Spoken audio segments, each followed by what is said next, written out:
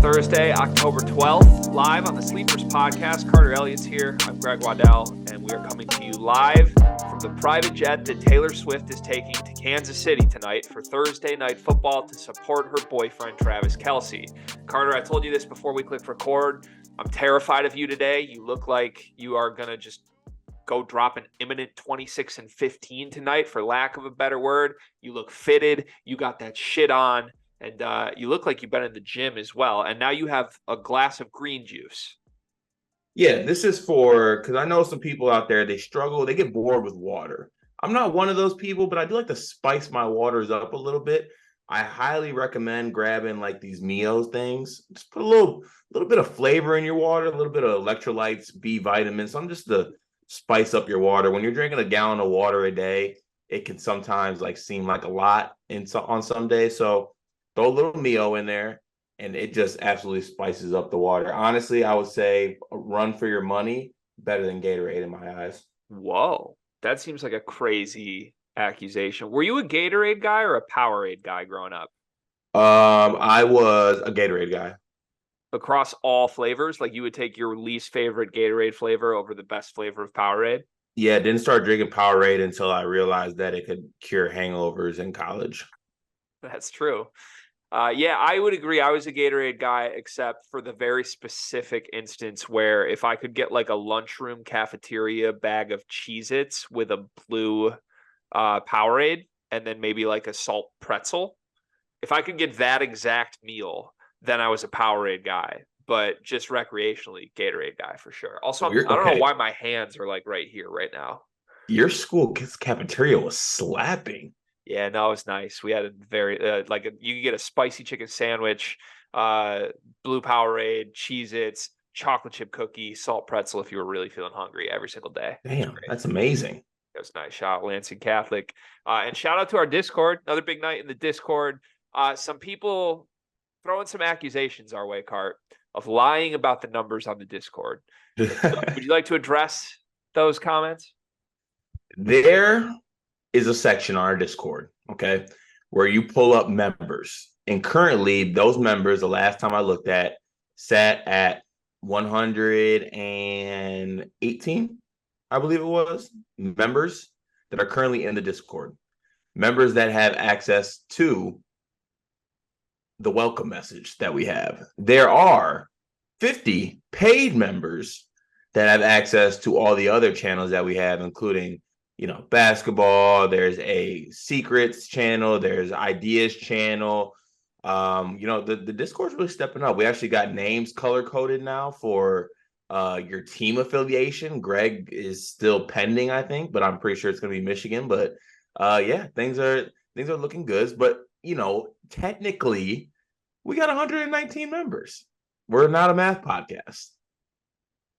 We're not a math Discord either. That's what we learned. But I didn't mean to mislead on anything like that. But truly, there are 119 people, I believe, that are in the Discord. They're just not necessarily paying for all full access in the Discord. We need to change that. That's my goal every day that I come on here. And in general, Car, I think it's kind of crazy. There's 119 people that even know who we are, let alone like are contemplating joining a Discord and taking the step of like clicking the link and following through, creating an account, etc. Like that's impressive. That means something to me.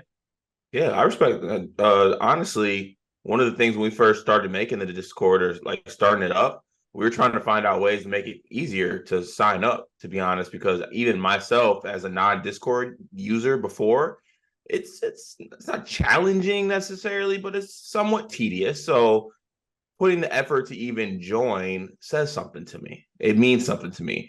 It mean a lot more if you go ahead and just take that one more, get that one more little push. Go ahead and get in the Discord. Okay, don't make the push noise again, please. It's okay. We got it. Shout out to Coy, by the way, who asked me for admin rights yesterday, and he's been helping really fix up the Discord, make it a little more appealing, put some better features in, put the team tags in, and he fixed up a nice little welcome page so that if you do join now as an unpaid member, you at least get to see the welcome thread with some rules, with some advice on what to do next. and maybe see who else is in there. Maybe that'll entice people to join. So shout out to Coy. How much would you pay for rights to me?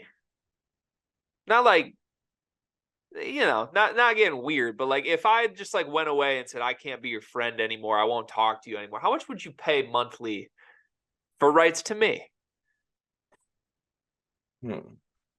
I pay a pretty good amount. I expect a pretty good ROI on you.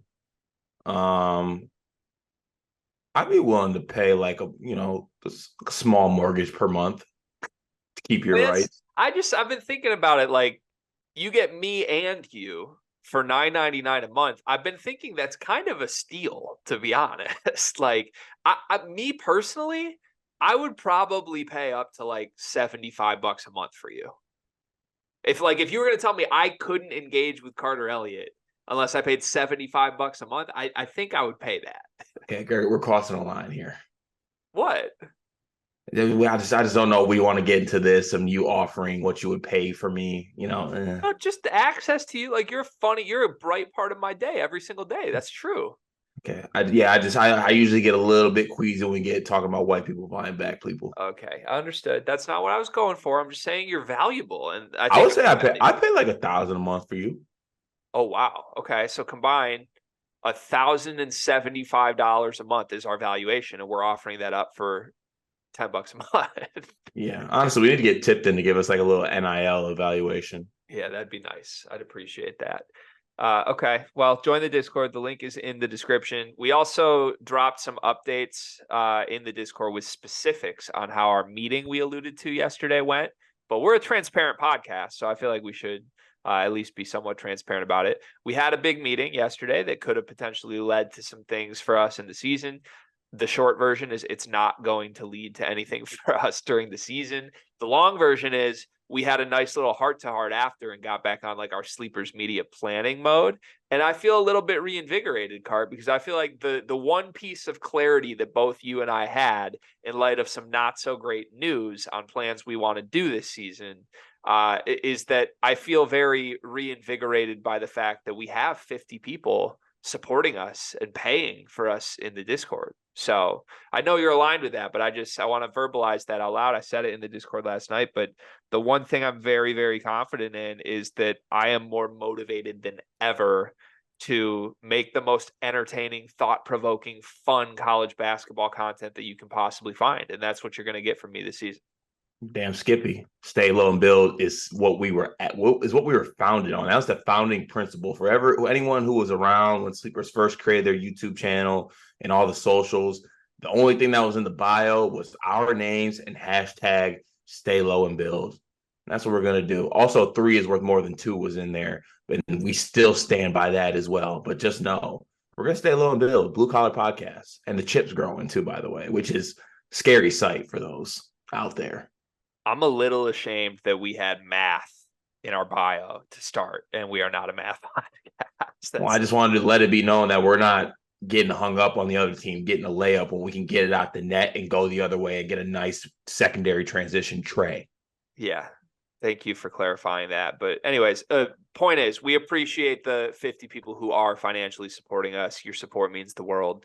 And we promise we don't know what it's going to look like yet in season, other than we'll be here every single day and we are going to bust our ass to support you guys because you support us. That's how I feel. So nice. We've got 3 topics today. I'm excited about Guy with another list. This is a fun one. Guys, little guys is what we're going to talk about. We're going to do a player draft. We're just going to go 5 players across the country and try to build the best lineup that we could possibly have against each other. And then, of course, there's some drama. We are a basketball podcast. We're also a drama podcast. And there is some drama in the Big Ten between 2 of the prominent programs that just so happen to hate each other. Can't wait to discuss that. First, though, Carter Elliott's comment of the day. All right, so this is a double-sided sword, whatever you want to call this. This was under our Brad Underwood says he's not worried about Illinois point guard situation. And I just thought it was funny because it was on 2 different sides of the Illinois fan spectrum. And I want to know which side you fall on, being the honorary Illinois fan you are. This comes from Todd Lash. Brad has historically used his media appearances to push players he thinks are slacking. The fact that he's not makes me hopeful. He has never been gentle, LOL. comment directly after that from Chen. Brad definitely has some interesting comments, but saying he doesn't sugarcoat things is just wrong. He said Michael Fink was an elite shooter in the country and likened Mark Smith to Jason Kidd. He throws the word elite out every other sentence. I just wouldn't call that sugarcoating. But I guess What would you call that? What would you call that? Gassing up his guys.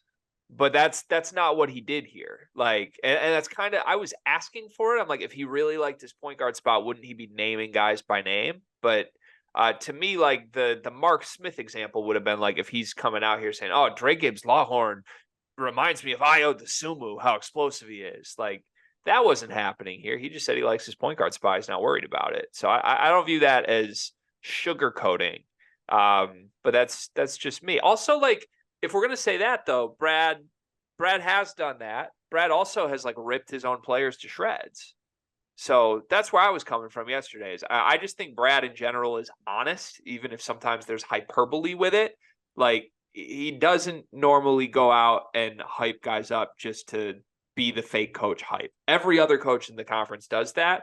I don't associate that as something that Brad Underwood does, and I don't think that's what he did here. I really respect coach honesty too. It's just throwing that out there, especially in my situation. Pulling out because I haven't done this in a while. Pulling out I play D3 basketball card. It's been on the back burner for way too long. It has some dust on it. Like when your coach is lying too.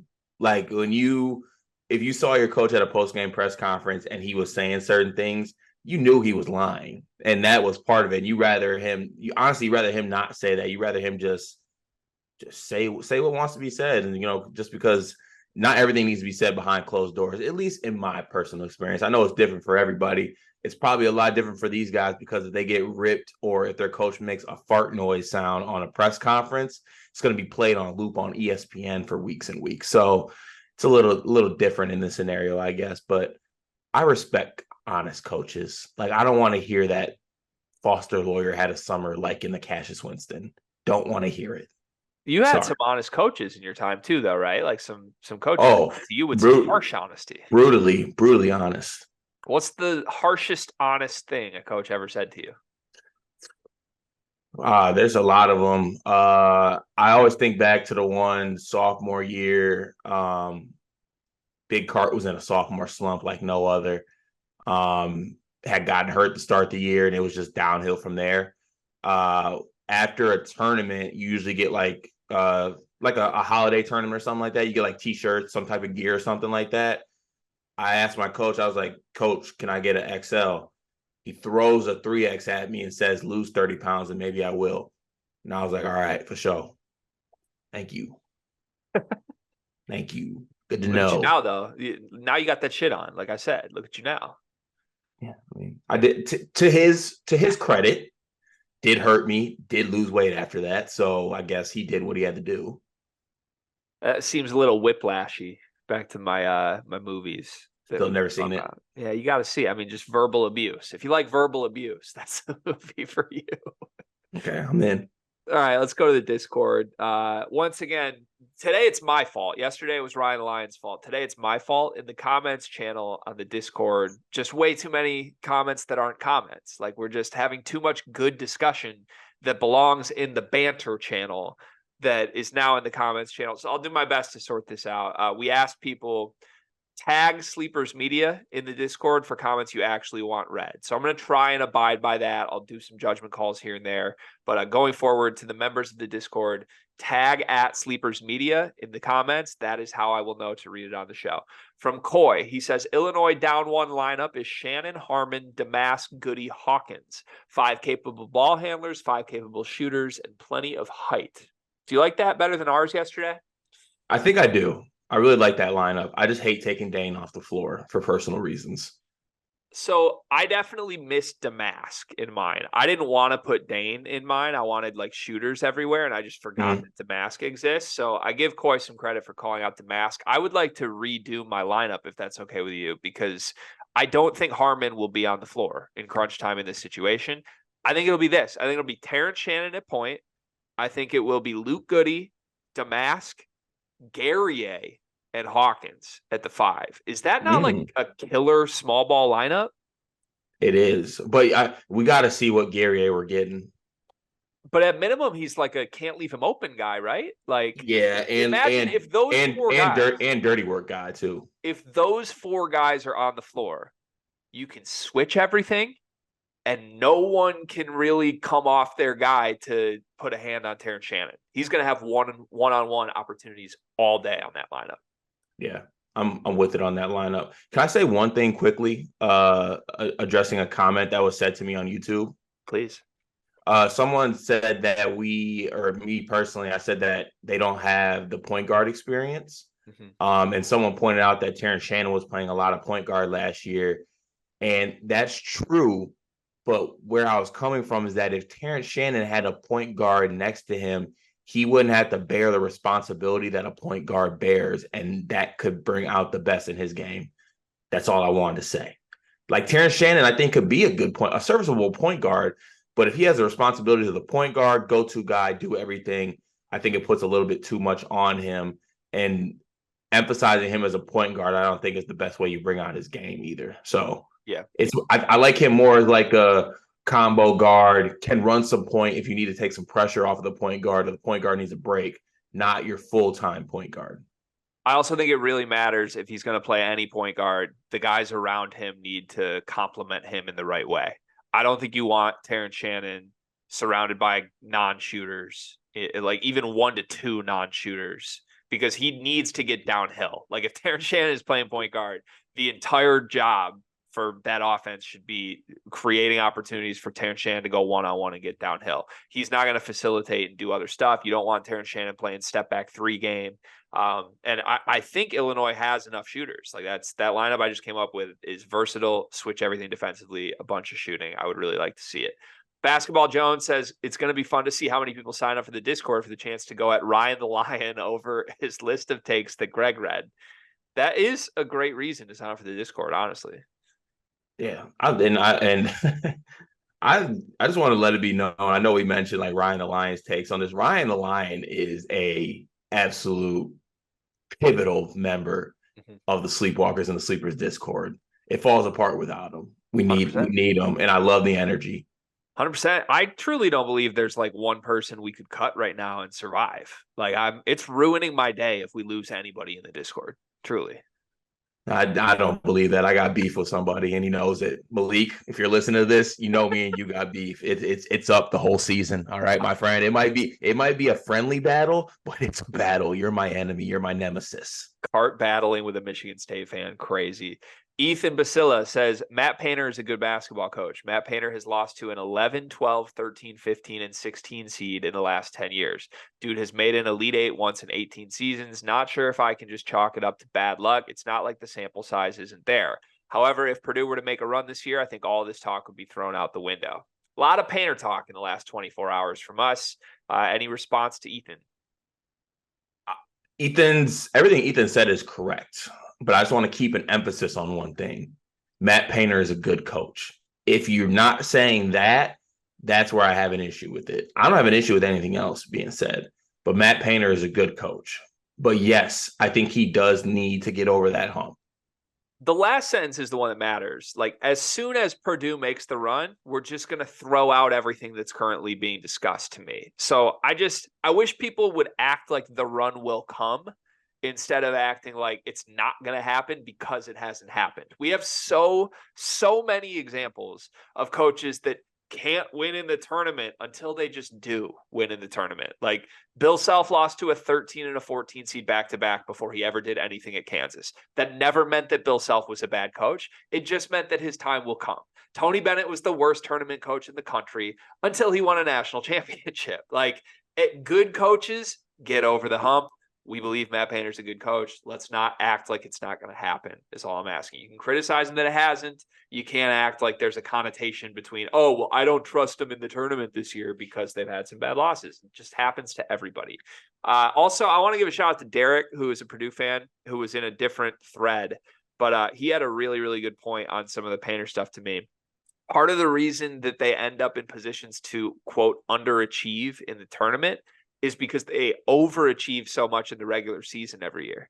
And I think that's really accurate. Like if you look at these Purdue teams last year, for example, they were never supposed to sniff a 1 seed last year. Like that team was so far ahead of schedule that by the time the tournament came, yeah, they're one of the top 4 teams in the country.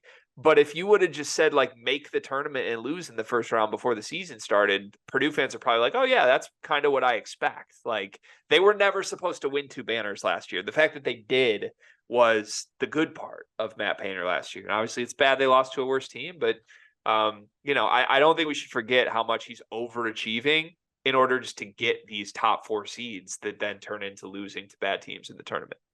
I'm going to scroll down a little bit. Tristan linked a tweet from Trilly. Jose Perez. He's back, man. He's back in the portal. Michigan was listed, as was Arizona State. Who was the third team? I didn't even Ole Miss. Ole Miss. I didn't even click the tweet. He's not going to Michigan. He's not going to Michigan. How does Michigan feel about this one? What does that even mean? How do they feel about Jose Perez? What does that mean? I'm saying, don't they feel good about their chances? No.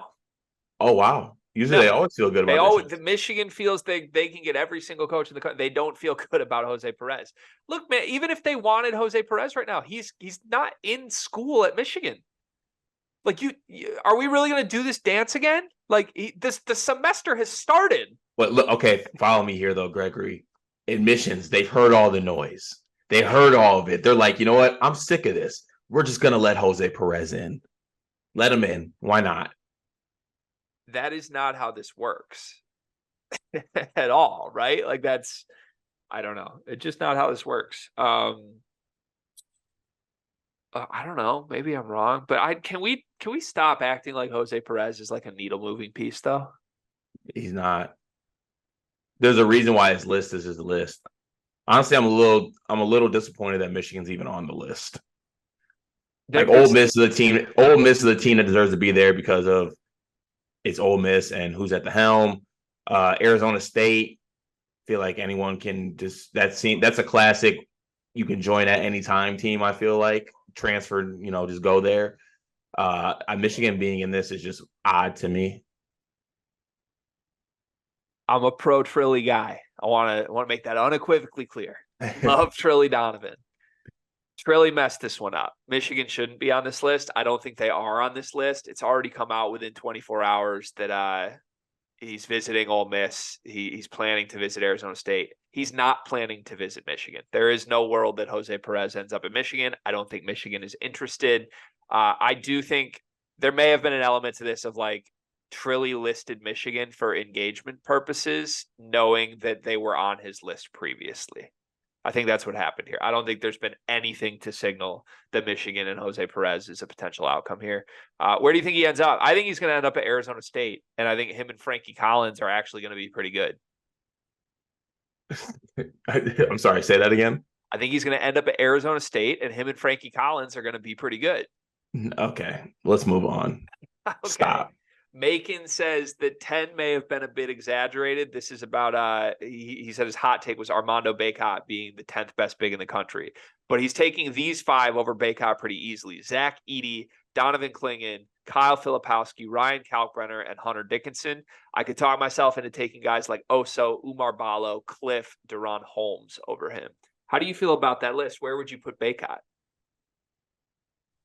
I would put Bacot over guys like Deron Holmes, even Ballo. I like Ballo a lot, but I would still take Mondo over him. Cliff shouldn't be considered here. Cliff's not in any way, shape, or form better than Armando. Yeah, I'm taking Mondo over Cliff. I'd probably take Mondo over Oso too. Oso is very versatile, but interested to see how he steps up because I think they need him to be in a bigger role this year when Omax is gone. I don't know.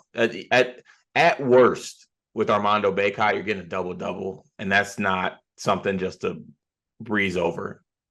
Like he's a 24-year-old who is every single time he stepped on the floor for UNC, he gets a double-double.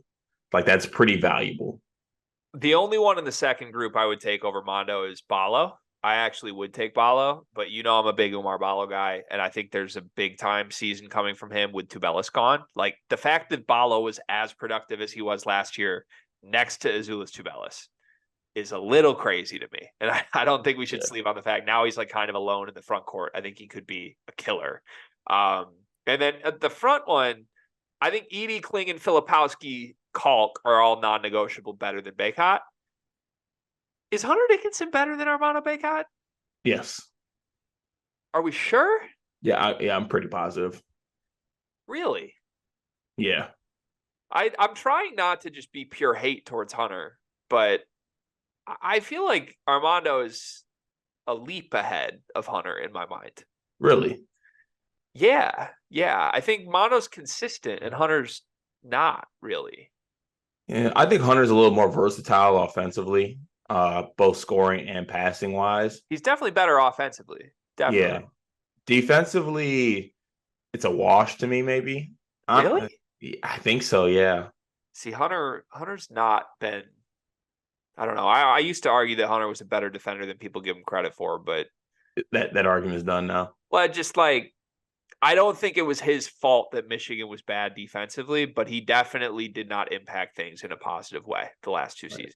Well, you pointed out he played on good defensive teams before. He was an anchor for good defensive teams before that. I think if there's good defenders around Hunter Dickinson, then he works. But he's not a guy who will elevate your defense.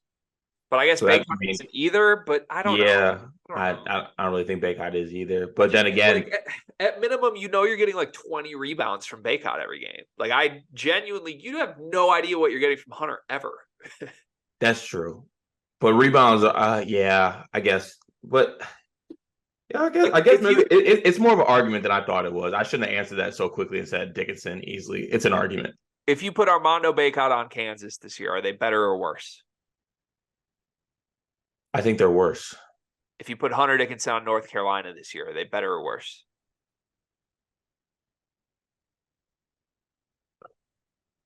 The same? Okay. All right, so slight edge Hunter. I can live with that. Ryan the Lion and Macon responded to well, it was Macon's list. Ryan the Lion said Carson Cooper. Macon said Carson Cooper too. Carson Cooper breakout, baby. Train is rolling. Yay, can't wait. Bam agrees with me. He's big on Ballo this year. I think he could be really, really good. And then our Arizona resident fan, Jay Meisner, comes in. He says, I'd probably take Bona from UCLA as well. Do you like the Bona call out on this list? I like Bona. I think Bona is one of the best defensive bigs in the country, both like rim protection and like being able to switch. He needs to stop fouling, of course, but that's usually a freshman problem. He's extremely raw. But there's like a world where he breaks out and like things come together a little bit offensively and he gets a go-to move. I really like Bona a lot. I want to see UCLA before I say anything positive or negative about anyone on this team. I think they are one of the most like wide range of outcomes teams in the sport this year. On paper, like bunch of talented individual guys, a lot of whom are coming in from overseas. That can work. It could also be like one of the most disconnected teams. Like I feel like there's a chance the five guys on the floor are never a cohesive unit this season. Yeah. What made UCLA so good these past couple years is that one, the guys they had were talented, but at the same time they were playing with guys that had played with each other for at minimum 4 years, like Jaquez, Tiger, Singleton. Those are all old, played a lot of basketball together guys. A lot of cohesiveness. This team doesn't necessarily have that. Yeah, those guys. But it's Cronin, so like I'm buying in on him getting it together. I'll buy Cronin. Those guys have been playing together since Tom Izzo had Gabe Brown by the neck. Like it's been a while, you know. You son of a bitch. We've come so far. Are you a big Cronin guy? I want to give a shout out to old pal Jimmy Cotter, who's just world traveling right now. He's the guy I coached a lot of basketball with, one of the most influential people on my basketball interests in my life. And I really respect his basketball opinions. He has always asserted that Mick Cronin is like the best coach in the country, and it's only a matter of time. Do you agree that, like, are you a Cronin guy? I'm a very big Cronin guy. I like Cronin a lot. I think that he's one of the reasons why I do like Cronin, though, is because if I had to make a list of coaches that I'd want to play for, that I need to play for, Cronin would be on that list because I think Cronin would borderline assault me. And I need that. I need to be pushed, and Cronin would push me. And I think he's extremely what he does. at UCLA is not impressive because it's at UCLA, but I just feel like UCLA kind of goes under the radar. Like everyone wants to pick USC to be the flashy pick. Everyone wants to pick Oregon to do it. Then you have Arizona, but like year after year after year, UCLA is there and they're playing well and he recruits well. So I'm a big Cronin guy. Okay. I'm so confused about like how does your belief that like you need to play for a harsh verbal assault type coach to get the best out of you? How does that square with your other belief that you should always run from the grind? That's not running from the grind to sign up for a coach that's going to berate you and hold you accountable. Yeah, well, I want to run from the grind if I'm Damian Lillard. Like if I'm an all-star, I'm going to run from the grind, but I know I personally I can't run from the grind. I need someone to push me. So there's a threshold that allows you to run from the grind. And if you're beneath the threshold, you need to run to the grind. Right. And then once I get pushed by that certain coach and I get to a certain level, then I'm going to run from the grind. Like I'm going to Cronin for 3 years, taking the leap, running from the grind to go play for Tang. Like that would be my path. Where are you currently at in your run from the grind threshold? I'm at the starter level. I need to be pushed. Okay, so you're still running to the grind. You have things to chase down. Yeah.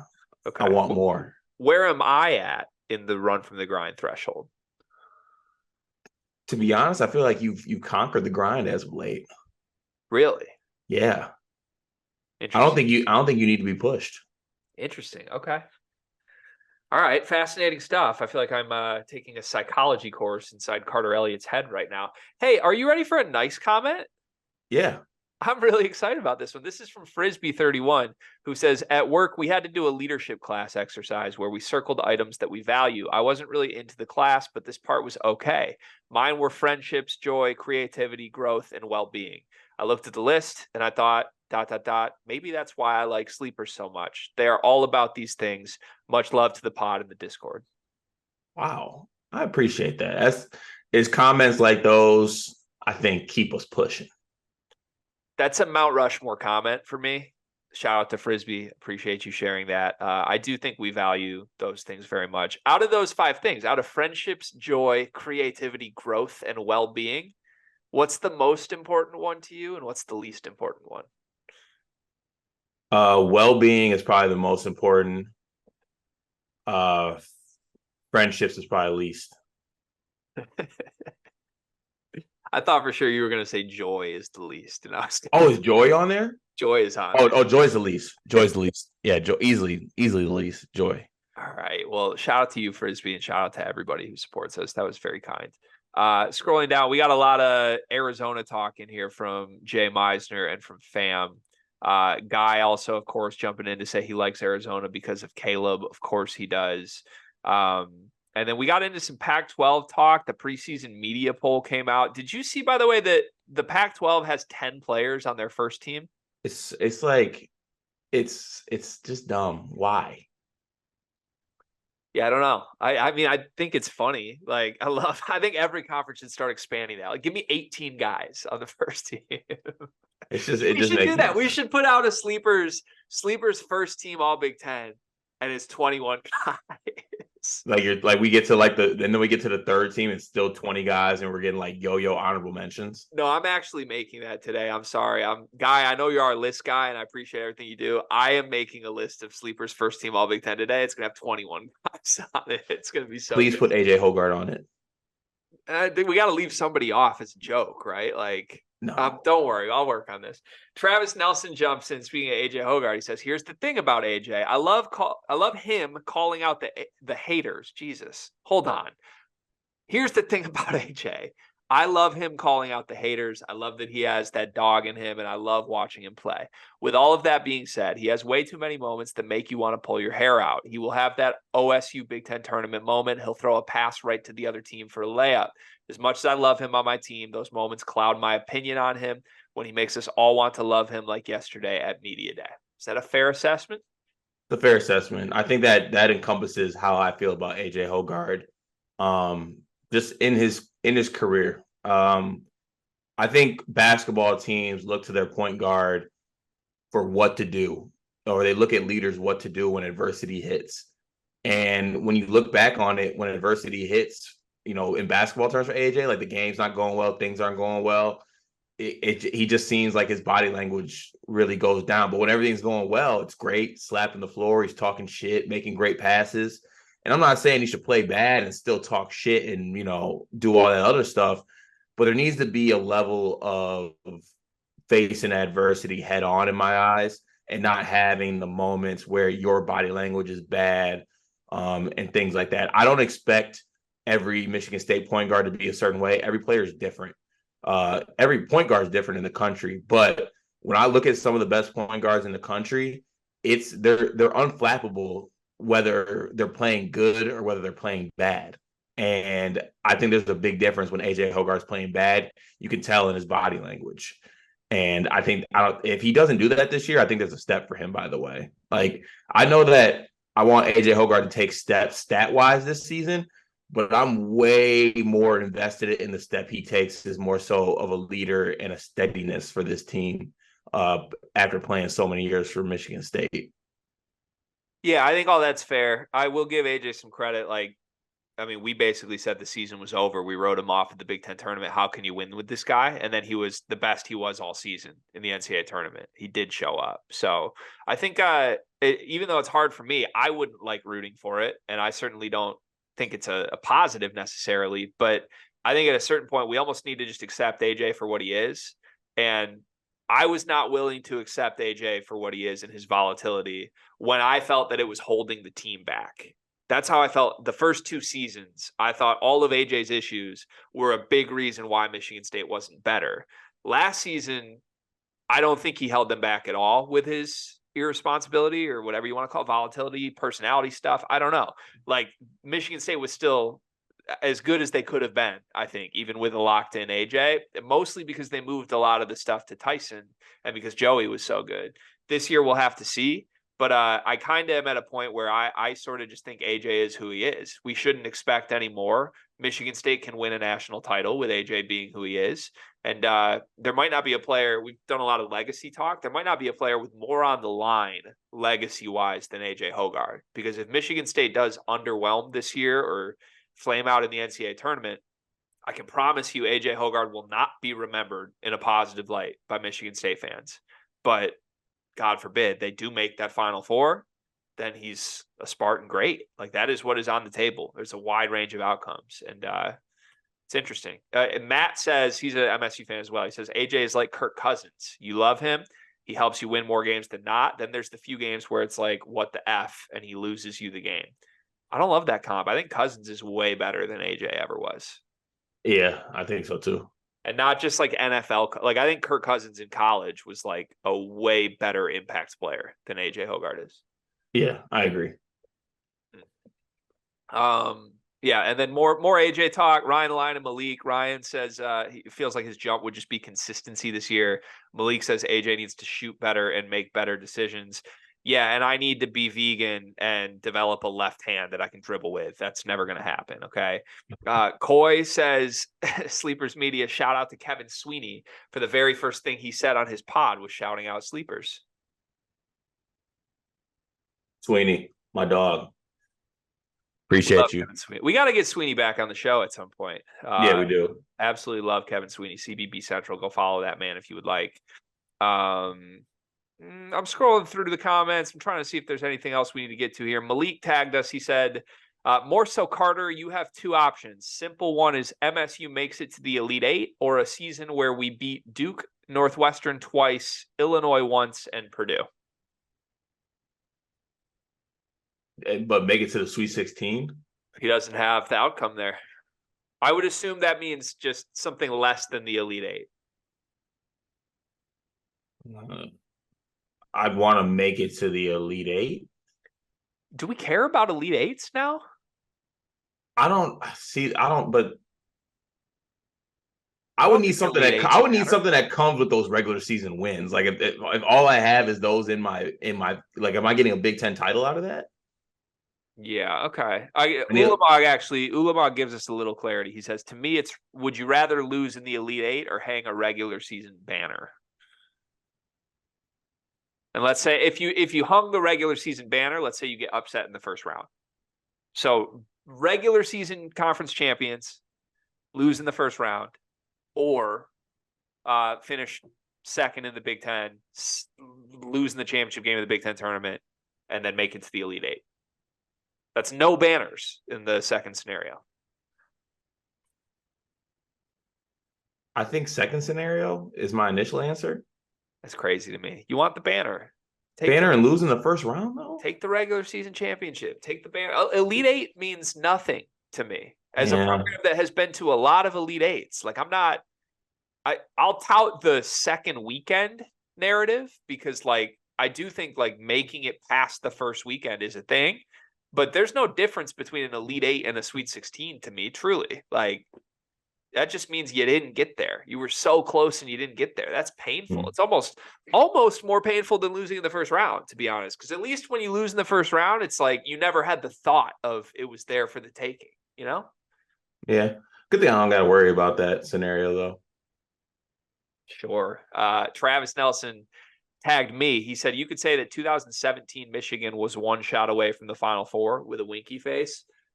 I would never say that. Is the thing. Like, I get that you can. That's how people like to spin it. But, like, why do I feel like you have said that? I don't think I have, truly. No. You got me ready to go back on old Sleepers episodes and just do a little searching. Yeah, I mean, I guess, I don't know. Did they lose in the, like, I don't even remember if they lost in the Elite Eight that year or not. Like, did they? Was it Elite Eight? Was it Final Four or Sweet 16? 2017 Michigan? Yeah, they lost to Oregon, but I can't remember if it was. I think it was Sweet 16, not Elite Eight. I think it was too. Was it that Dylan Brooks team or no?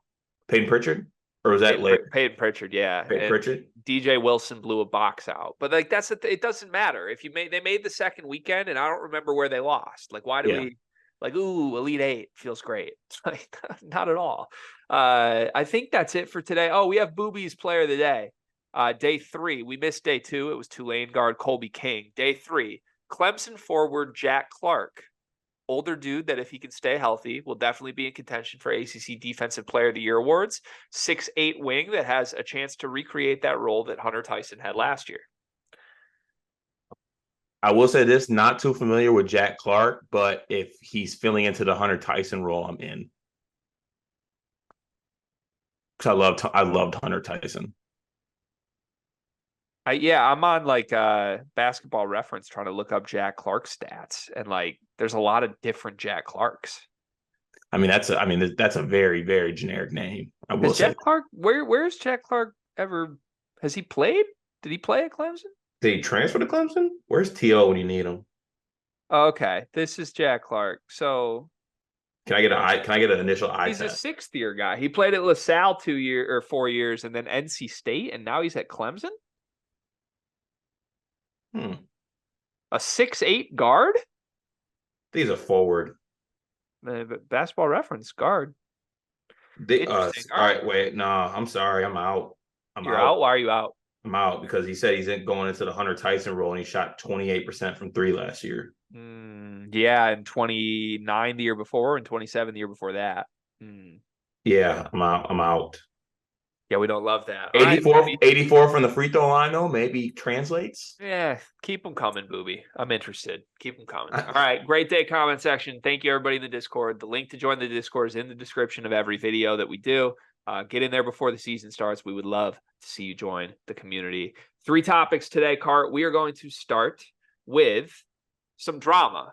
Why would we not start with drama? Purdue and Indiana, 2 schools that don't like each other, 2 basketball programs that have dreams of big things this season. One may be a little more rooted in reality than the other, is my opinion. Mason Gillis was at Big Ten Media Day and really did not hesitate to bring up Indiana, bring up his rival. And I don't even necessarily think he was prompted too much into it. Like, they kind of dangled bait out there, and he just like immediately ripped the bait off the hook and said, yeah, we lost to Indiana, but I don't care. We got 2 rings. So did you like that comment? Because that really is essentially what he said. He was like, if I had to lose to Indiana twice to get these, and then he flashed the rings, he's like, I'll take that. Do you like that comment? I think he was a little bit too excited to do it. It was a little bit too much, just like I got these type situation. If he literally just voiced it, he's like, look, we had a tough season, it is what it is, but we still won a Big Ten regular season and postseason title. I think he correlated it too much. I need to pick one or the other. And it was a little bit too much for me. And I know people were like big time on flashing the rings. I was like, just a little odd to me. The great thing about this, the great subplot about this, though, is that this question was asked to all three players, and Zach Edey dodged it like a National Player of the Year while he was playing with a baseball the whole time during the press conference. I'm in on the repeat. The repeat's happening. Go bet it right now, whatever it's at. That's free money. He's winning it again. Yeah, it was really, really nice. He was like that question was clearly asked to Edey, as I'm sure most questions are. Like, you're the face of the team. You're the National Player of the Year. You got Ethan Morton and Mason Gillis sitting next to you. Like, of course, if we're going to try and prompt someone into baiting Indiana, we're going to do it with Zach Edey. Edey, like, immediately leaned in, like, just stone-faced. And was like, well, Mason's from Indiana. I'll let him answer. And threw the microphone in front of Mason Gillis. Like, that was really, really smooth by the National Player of the Year. Yeah, I think I'm on your side with this. Would start by saying we aren't the biggest pro Mason Gillis podcast in the world, as is.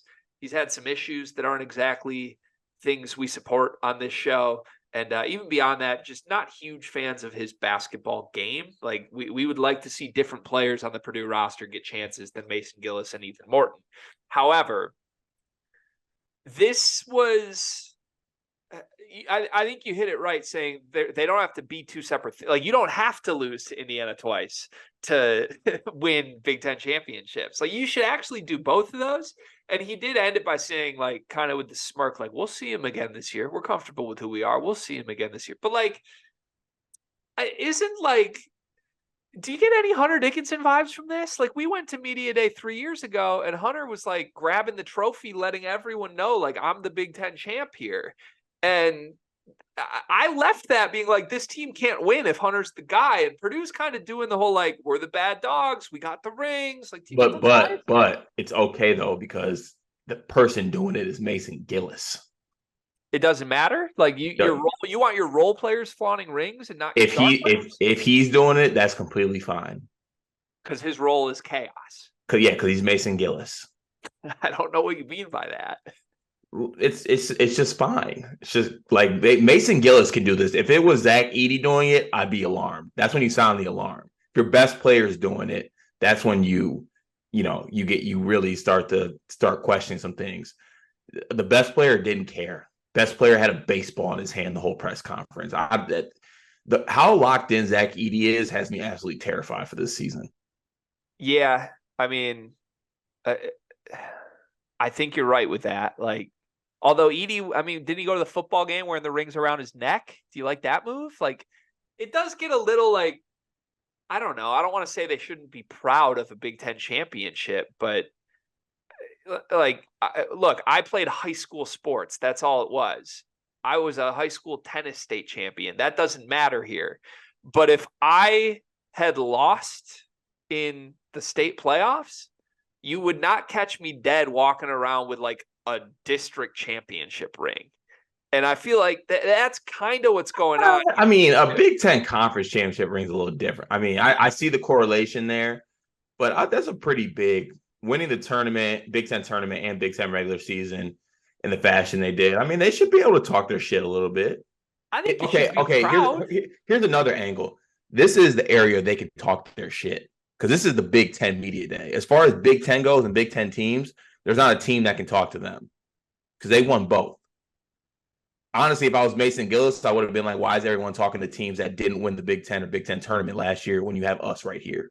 Yeah. Okay. Look, I think they should be proud of it. I just don't know if that's what I would do. I don't know if after an embarrassing loss to Fairleigh Dickinson that I would walk around with rings because I won 16 games against Rutgers or whoever, right? Like, they didn't even beat Rutgers. You should be proud of it. You should absolutely be proud of it. But, like, end of the day, they got swept by their rival and lost to Fairleigh Dickinson and ruined the season. I think the ring talk can kind of chill for a little, right? Like, I think it was a little cringy for Edey to wear it around his neck. I would have liked this more. I think there's a lot of ways you can be creative and talk your shit at the Big Ten Media Day. I would have liked this more if they pulled up in T-shirts with box scores of the Fairleigh Dickinson game and said, "This is all I care about." Like, I've slept on this for 9 months. It's revenge this year. Like, I like that way more than we're the big dogs. Haha, we beat Iowa. Like, yeah, a Gillis forearm tat with the final score of the Fairleigh Dickinson game. Like, that's what we needed. Yeah, I think that's just a different way to go about this. So, honestly, this is the first time I've said this all offseason. Indiana stock is up because of this for me. Is it? I was just going to follow this up with that Purdue beats Indiana by 20 this year. You think so? Yeah. I don't think they realized that in order to beat Purdue last season, they needed a generational performance from a generational player in the Big Ten, and Trace Jackson Davis. Don't have that this season. It was Hood Schifino who killed him, by the way. Like, Trace was good, don't get me wrong, but Hood Schifino went like Jordan Clarkson killer on fire mode. Yeah, I don't know who's doing that this year. Xavier Johnson. Yeah. All right. Thanks for the drama. Indiana and Purdue certainly will be fun. Let's move to our guy. Guy is back with another list of guys. This time, as he termed it, it's the best short kings. His qualifications are you must be 6 feet or less. Shorter equals extra points. In parentheses, I can tell you right now, I'm going to tweak the words on this. We're not going to call it best short kings. We're going to call it guys, little guys. And I'm also going to delete the shorter equals extra points because that just feels a little weird to me. I love Guy. Little shortism. Feels a little weird to me, but his list is out. Here's the list in order. Tyler Perry from Kansas State, Tyson Walker from Michigan State, Ryan Nembhard from Gonzaga, Zakai Ziegler from Tennessee, Nigel Pack from Miami, Doug McDaniel from Michigan, Wade Taylor from Texas A&M, Ace Baldwin from Penn State, Brian Greenlee from Florida Atlantic, Nick Honor from Missouri, and then Severe Wheeler and Darion Trammell are honorable mentions. I got to think you're not happy that Darion Trammell is on this list. Both names in the honorable mention have me in hell. I can't believe that there's a list that'll be provided and the honorable mention names are there. So is this list supposed to be the best players who are under 6 feet, or is this just who we like the most? I think this should be best players under 6 feet. And I will say this, though I have a personal rooting interest for some reason against Darion Trammell, maybe because of Eli Bodiger and the stuff he puts me through. He should be top 10 on this list, probably. I'd have him over Nick Honor for sure. I'd have him over Nick Honor. I think Zakai Ziegler is too high on this list. I think he's too high on this list for me. I'd probably put Trammell higher, like not an honorable mention. Maybe inch Doug up, maybe. I don't know. Was that a joke? Inch him up? No, but that was good though. That's pretty good. Okay. If it's best players, I think Tyson Walker should be 1 over Tyler Perry. I think Nigel Pack should be 2 over everybody else. I don't think that should be super non-negotiable, or like it just is what it is. Nigel Pack and Tyson Walker are the best players on this list. If it's our favorites, Doug McDaniel's 1. Speak for yourself. I mean, if we're just doing like the most fun short player, Doug McDaniel's definitely 1. Like our favorites? Most fun short players. Tyson's way more fun than Doug. I mean, we could do 1 and 2, but Doug's 1. That's not a debate. Okay. His name is Doug McDaniel. His name is Nasir Doug, D-U-G. He wears 0, a headband, arm sleeves, leg sleeves, and braids. Okay. That is my right. boy. Yeah. Okay. What will happen to your mental health if Doug has a bad season? I can't even think about that outcome. I can't allow myself to get in that dark of a spot before the season gets. Wouldn't you like it though? Like that means he stays. Would I like that my sweet prince has a bad year? That means he stays. He stays, dog. He's 5'8". Where's he going? That's Seton Hall. he's not going to Seton Hall, man. And even if he is bad, if he's bad enough that Juwan Howard's fired, he's leaving anyway. What are Doug's numbers this season? Do you want my heart's numbers or my brain's numbers? Give me your brain's numbers. Can I give you my heart's numbers? Yeah, sure. My heart's numbers are 21 points, 3 assists, 3 steals. 21? 21 points, 3 assists, 3 steals on 42% from 3 and 48% from the field. My word. Killer. Is he all Big Ten? Yeah, killer. First team all Big Ten guard for sure. He does what everybody thinks Bruce Thornton's going to do. Okay, okay. I know that was the hearts. I actually think that is in the range of outcomes, though. I just want to be clear. Like the breakout, not 21 a game. That's a joke. Anyone who thinks Bruce Thornton could end up first team all Big Ten, it is within the realm of possibility that Doug McDaniel ends up doing what you think Bruce Thornton could do. Because I think at Ohio State, Bruce Thornton is going to be the guy, but there are actually better offensive players alongside Bruce Thornton.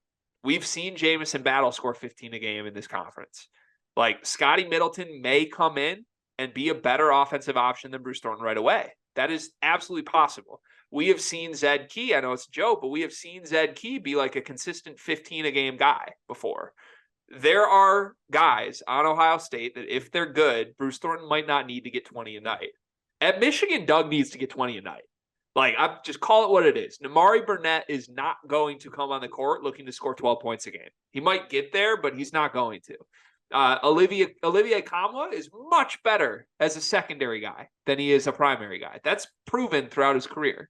So, look, I ran the numbers a week ago on Doug, man. He had a great finish to the season. Like, if you score 14 a game over the course of a month playing with Hunter Dickinson and Kobe Buffkin, why would I not think that you could jump up when those two guys leave and there's no one who takes their spot? Like, he's going to shoot 7 more times a game this year. Okay. So end of the season output can lead to thinking a guy could make a jump. When people leave the team. Okay, like, got it. Do you not realize that if Tyson Walker and AJ Hoggard left, I would be projecting Jaden Akins to be a first-team All-Big Ten player? What, really? Jaden Akins would be like an 18-a-game guy if AJ and Tyson weren't here. And that is what is happening with Michigan right now. All the good players left. And you got this tiny little fun kid who scored 14 a game down the stretch for the final. He figured it out. Everything clicked, and he's scoring. Like, if Michigan wants Doug to get 20 a game this year, he'll get 20. It's just if they want him to do that or not. The team might not be good. I'm not saying that's going to be like a Sweet 16 team. They might not even make the NIT if that happens. But Doug can get you 20, man. Like, that can absolutely happen.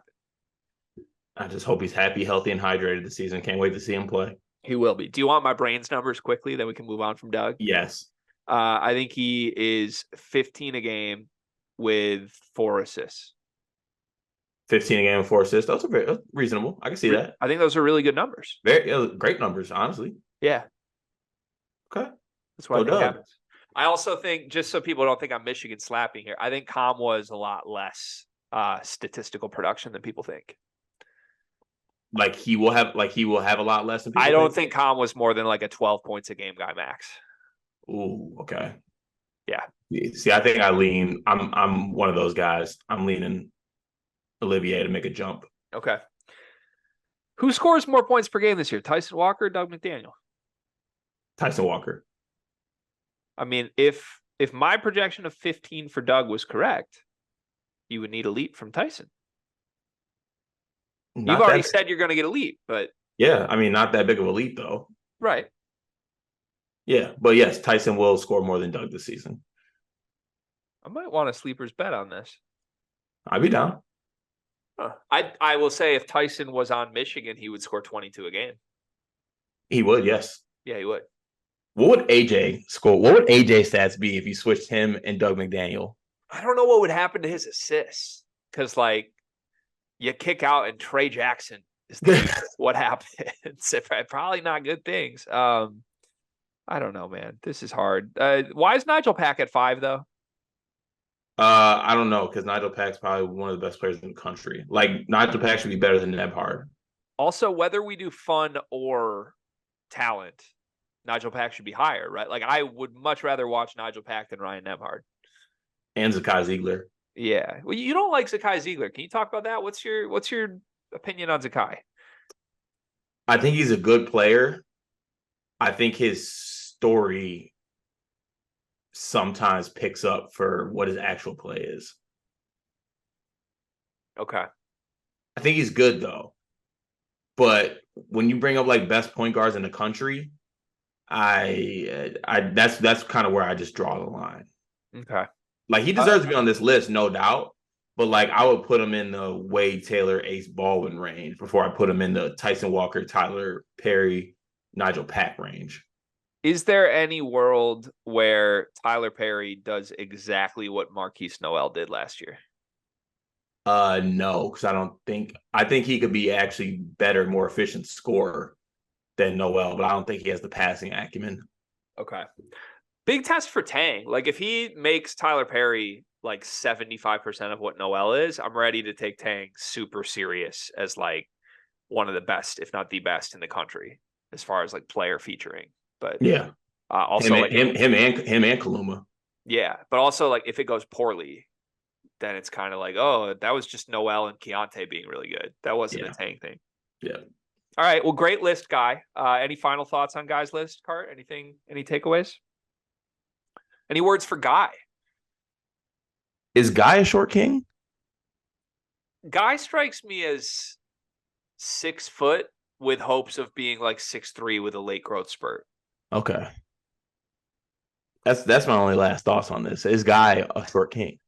Also, don't want to dox Guy, but I mean, Guy just has a famous family member. Yeah, just dropped it in the Discord last night. Wanted to casually hit the Discord. Willy-nilly. Crazy. Insane. All right. Thanks, Guy. Another great list. We'll put that out on socials later. Everybody engage, interact with that. Let us know if you like or dislike short kings. Let's move to our final topic of the day. We're going to do a quick little player draft here. Carter and I are both going to pick 5 players. We're going to build the best team that we possibly can to beat each other's team. Because, quite frankly, I have just destroyed you in every draft that we've ever done on this program, I would like to propose that you get the first pick, and it's not snake style. So it's your first pick. I'm second. You're third. I'm fourth. We're just doing 5 players, no coaches, and Carter gets to go first because I always win these drafts. You win these drafts because you're a master of mental warfare. I'm already in shambles that we're not doing snakes. I 100% thought we were. And you'd also be crazy if you think that move by me right now isn't mental warfare. Like I want you feeling fat and happy. Like, ooh, I get the first pick, but also a little jaded, a little slighted that I'm not taking you serious. All those things. Okay.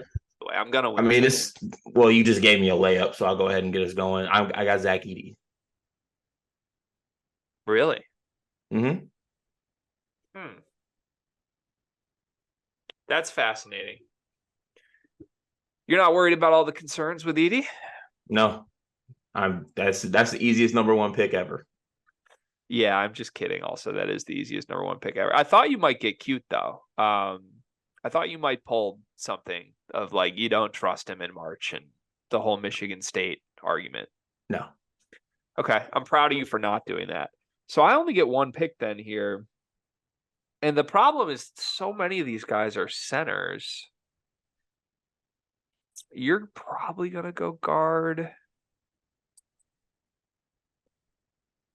No, okay. I think there's 1 big on this list that could play next to Zach Edey, and I need to make sure you don't get him. I'm going to take Kyle Filipowski. Okay. I like that pick. That's who I was going to go with. You're gonna have to go double big if you draft another big here. Why? Well, I'm just saying, like, we're only drafting 5 players. So if you're gonna take like one of the other big centers, like you're gonna have to play him next to Edey now. That's a little clunky. I'm gonna take Asmus. Ooh, a little early on Asmus.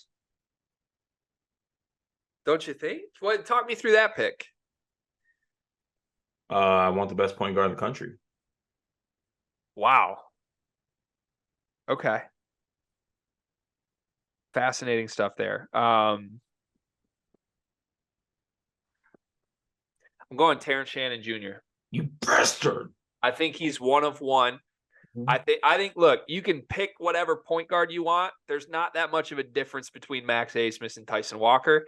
You can pick whatever center you want. There's a big difference between Edie and the others.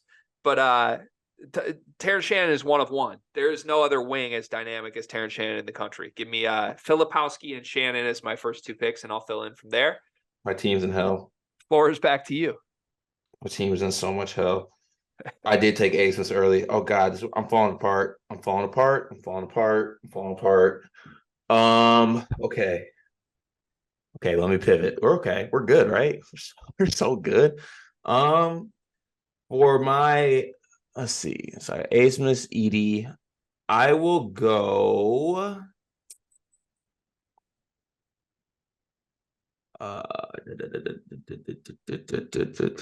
You know what? I don't care. I'll go Tyson Walker. I thought you might let him keep slipping. I would have taken him 4th round if he was there. I'm going to take Tyson. It's a good pick. That's other than Edie, that's my favorite pick of yours so far. Okay, this makes it easy then on me with my next one. I'm taking Trey Alexander. Once again, I think he is the best 2-guard in the country. Other than if you want to consider Tyson a 2-guard, I don't know if I call him point guard or shooting guard. He's going to play 2-guard, but to me, I have, in my opinion, the best player uniquely at the 2, 3, and 4 in the country, and point guard and center are deep. I can fill in from there. Okay. Back to you. Understandable. And maybe you were on the same wavelength, but I'm going to stay in Creighton. Are you doing what I think you're doing? No, you're not. No, you're not. You wouldn't do that. Wouldn't do what? You wouldn't draft Calc. No. Yeah. I want Baylor Shireman. Okay. I don't want to disrespect my Creighton, so I'm not going to say my thoughts on taking Baylor Shireman 7th overall in a draft of best players in the country. He's 34th on the list here. Just making my team fit right now. I'm loving my team. If I get my last pick, you're going to hate my last pick, by the way. I'm winning it all.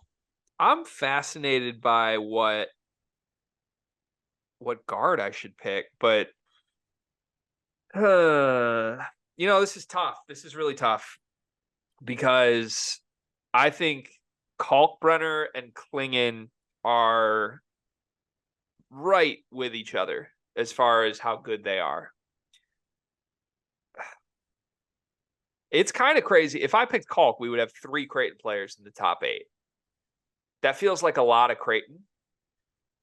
But definitely feels heavy Creighton. Kalk is Creighton's best player, by the way. And like 2 other Creighton players have been taken. Well, I already took Edie. Like, I can't do Edie Kalk. I'm going to go Klingon.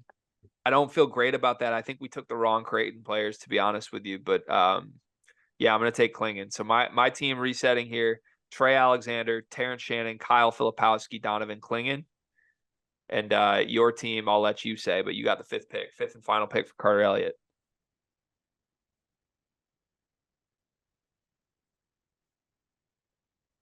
I need something to tie this team together.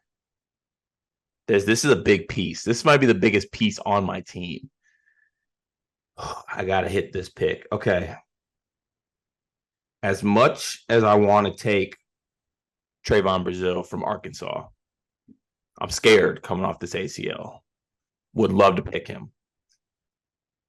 I'm gonna take PJ Hall as my 4. Insane pick. That's a great team, and it fits so well. It's an insane pick. That's a great pick. It's an insane pick. Everyone on my team shoots 40% from 3 except for Edie, and I got the best post player in the country.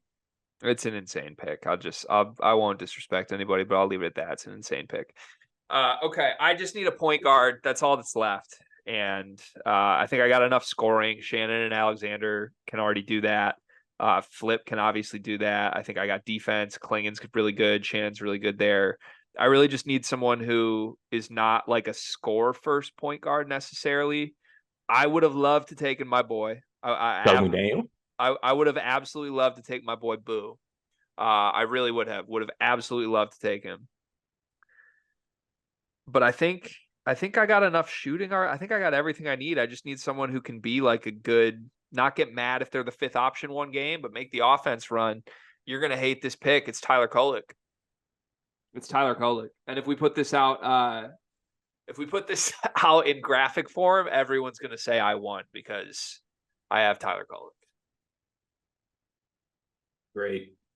Let's read each other's teams quickly. The Tyler Kolek bump is hitting. Let's read each other's teams. Who's your team? Read them back. Max Asmus, Tyson Walker, Baylor Shireman, PJ Hall, Zach Edey. You got a lot of shooting, I'll say that. Like, I can't really double Zach Edey here. No. That scares me. Okay, my team is Tyler Kolek, Trey Alexander, Terrence Shannon, Kyle Filipowski, and Donovan Clingan. I feel really bad that Kalk didn't get picked. I love your team. How do we pick two Creighton guys and not pick Kalk? That's kind of crazy. Well, because I just don't see Edey and Kalk. Yeah, I wanted to take Isaiah Collier as well. I thought that's where you were going with your last one. I thought about him at point, but like realistically, the team has dogs. I don't need a dog. I need a guy who gets 7 assists a game. In retrospect, in looking back, I wish I would have waited on Asmus. I wish I would have grabbed Terrence Shannon and then grabbed Isaiah Collier as my last pick as my point guard. That would have been nice, but yeah, you can't do that. So, all right, okay. Who won that draft? Me or you? I think I won. Yeah, I won the draft. Good draft. Easily? Yeah. Like, what's the line on those teams? It became easy when I took Kolek. Yeah, I mean, you don't get 12 and 6 every day. Isn't that like combining Tyson Walker and AJ Hoggard? No, it's just AJ Hoggard, literally. Oh, whoops, sorry. It just is. I'm so sick of Big East Aaron Craft. You sound like it's a bad thing. Aaron Craft was great for your favorite program. They didn't become my program until he left. Your nose throat hurt? Okay. One big thing presented by Big V. Another great episode today. What do you got? My one big thing is I want to shout out to everybody who took the time to donate to my wife's charity. She was able to hit her goal, raised a lot of money for the American Cancer Society. So I just want to say a special thank you to everyone who donated. There's a lot of people who chipped in, both who watched this program and just in our lives personally. So I really appreciate everybody. And my wife was very happy, and happy wife, happy life. And, now we're less than a month away from her running her marathon in New York, and it's going to be great. And she's doing it for a great cause, and she wouldn't be able to do it without y'all. So I appreciate you. Wow. Shout out, Mag. When's the race? November 5th. Oh, why did I think it was this week? I don't know, but you were so fired up saying race week to me, I just let it go. Yeah, you just never corrected me. Yeah, I mean, you were so fired up, I didn't have the heart to. That's a little crazy, but all right. I guess 5 more race weeks before we get to race week. That's nice. I didn't come prepared with a one big thing. That's a miss, but I do have a notepad that I keep of ongoing fleeting thoughts for one big thing. And this is one that I would have said a month ago if needed, but I ended up not needing it. So I think that any shows that are releasing new episodes need to release them all at once and not once per week.